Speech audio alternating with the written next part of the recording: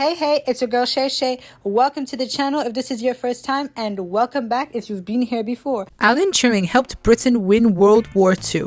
He helped lay the foundation for the technology behind the computer, the smartphone, and even modern-day AI.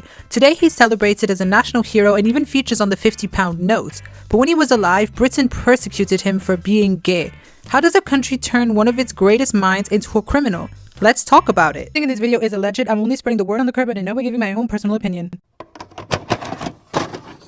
So who exactly was Alan Turing? During World War II, Germany used an encryption system called Enigma to send military communications. These messages changed constantly and were considered extremely difficult to decode. Without access to them, Britain would have been fighting almost blind. Keep in mind that the island nation needed supplies to come from overseas areas of the world, whether it be from the former empire or it be from the United States. Working at Bletchley Park with a team of mathematicians and code breakers, Alan Turing helped develop methods to break Enigma encrypted messages.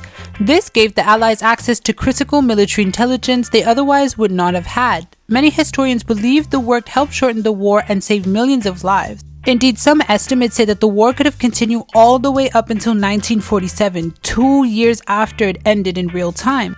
But even during the war, Turing wasn't just focused on winning it. Years ahead of his time, he already asked a question that would define the future, especially now.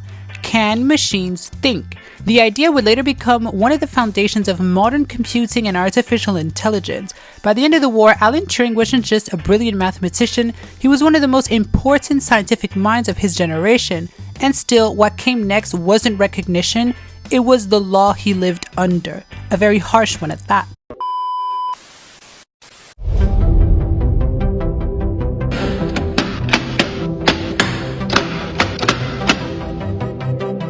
Hi, I'm Natalie Freneau, and I'm here to talk about the Enigma machine.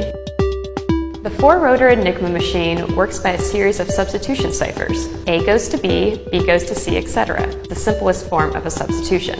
Each time the keyboard is pressed, the cipher then shifts one along. So A codes to B the first time, then codes to K the next. Here, each of the rotors represents a different substitution cipher. Each can be shifted to 26 different starting positions.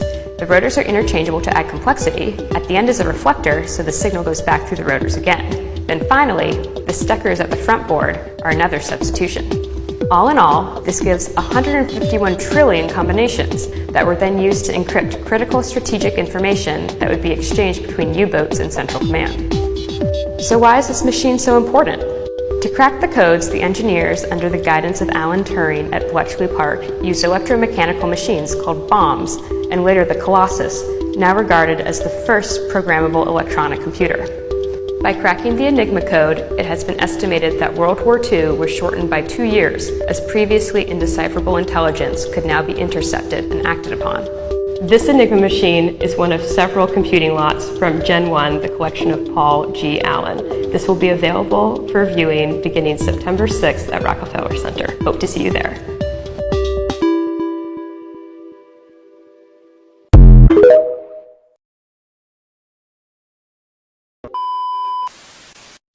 By the early 1950s, the war was over. Alan Turing had helped Britain during one of the most dangerous periods of its history, yet most people had no idea. His work at Bletchley Park remained classified, and the public largely didn't know the role he had played in helping Britain read Germany's military communications during the war. But while Turing's achievements were extraordinary, the Britain he lived in was very different from the Britain that exists today. At the time, homosexuality between men was a criminal offense. And in 1952, Turing found himself under investigation after reporting a burglary at his home. During the investigation, he openly acknowledged having a relationship with another man. Instead of focusing on the burglary, authorities turned their attention to him. Turing was charged under laws criminalizing homosexual acts between males. The court system gave him a choice: prison or chemical castration. Turing chose chemical castration. The treatment involved regular hormone injections designed to suppress sexual desire.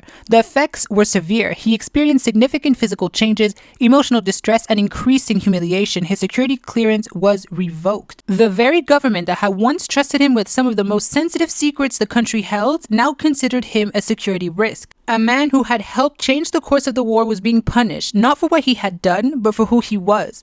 Just 2 years later, in 1954, Alan Turing was found unalived at the age of 41. His unaliving was ruled intentional on his part by poisoning, though some aspects of the case have remained the subject of debate and discussion over the years. Whatever the circumstances, the loss was undeniable. One of the most brilliant minds of the 20th century was gone, and he never lived to see the country that punished him eventually celebrate him as a hero and accept people like him.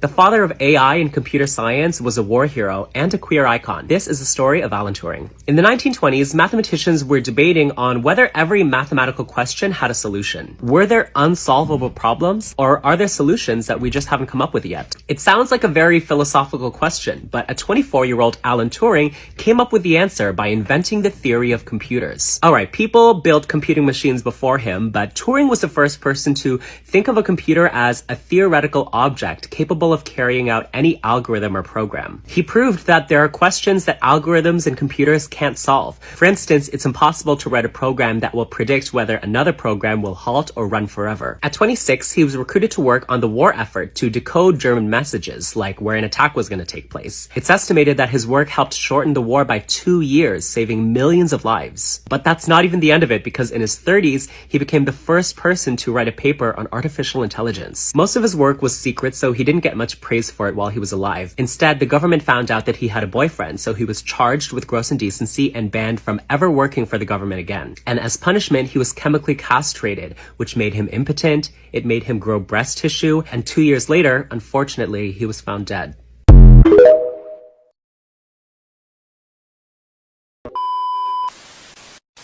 For decades after his death, Alan Turing's story remained largely unknown to the general public. The work he carried out during World War II remained secret for years, and many people had little understanding of just how significant his contribution had been. But over time, as more information became public, attitudes began to change. People started to recognize not only the role Turing played in helping Britain during the war, but also the injustice of how he had been treated afterwards. The man once persecuted by the British state was gradually being reintroduced to the public as one of the country's greatest minds, and in 2009, the British government issued an apology for Turing's treatment. A few years later, he received a posthumous royal pardon, and his legacy continues to grow today. Today, he is celebrated as a pioneer of computer science and a key figure in the history of artificial intelligence and one of the most important codebreakers of the 20th century. His face does appear on the Bank of England's £50 note, but Turing's story is also a reflection of how dramatically Britain changed during the decades after his death, as well as most of the Western world.